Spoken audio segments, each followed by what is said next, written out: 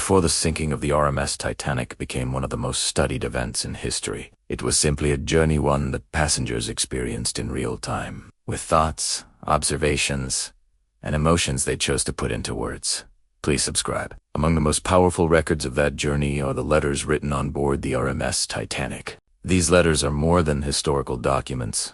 They are voices, captured in ink, offering a direct connection to the people who were there. Writing a letter aboard Titanic was, for many passengers, part of the travel experience. It was a way to share impressions, describe surroundings, and stay connected with loved ones. These letters often reflected the excitement of the voyage, the scale of the ship, the comfort of its interiors, and the sense of being part of something new and remarkable. What makes these letters unique is their immediacy. Unlike later accounts shaped by memory and reflection, these writings capture thoughts as they were experienced. They show how passengers perceived the ship before the disaster, offering insight into their expectations and understanding at the time. One well-known example comes from Esther Hart, who wrote about the atmosphere on board, describing details of daily life and the environment around her. Her words provide a glimpse into the experience of being on the ship, not as a historical event, but as a present reality. Another significant letter was written by Alexander Oscar Halvorson, who described the luxury and scale of the ship in vivid terms. His observations highlight how the RMS Titanic was perceived as a symbol of comfort and modern design.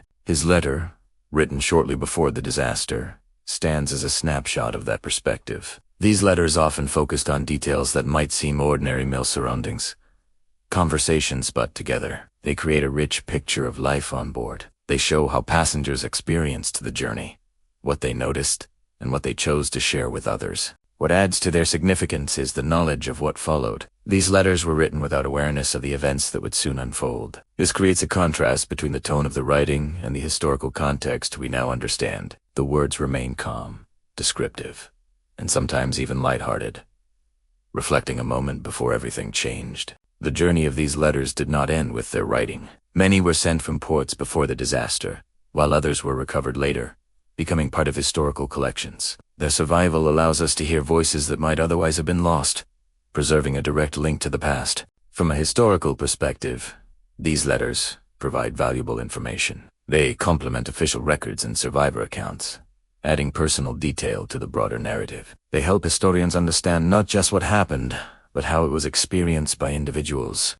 They also serve as reminders of the human side of the sinking of the RMS Titanic. Behind every event are people with thoughts, feelings, and perspectives. Let us capture these elements in a way that few other sources can. Looking back, the real voices from Titanic letters highlight the importance of personal records in understanding history. They show that even in moments that later become significant, individuals are focused on their immediate experiences, the details of daily life, the impressions of their surroundings, and the connections they maintain with others. More than a century later, these letters continue to be read, studied, and remembered. They offer a quiet, powerful way to connect with the past, allowing us to hear voices that speak across time. In the end, the letters from the RMS Titanic are more than words on paper. They are moments.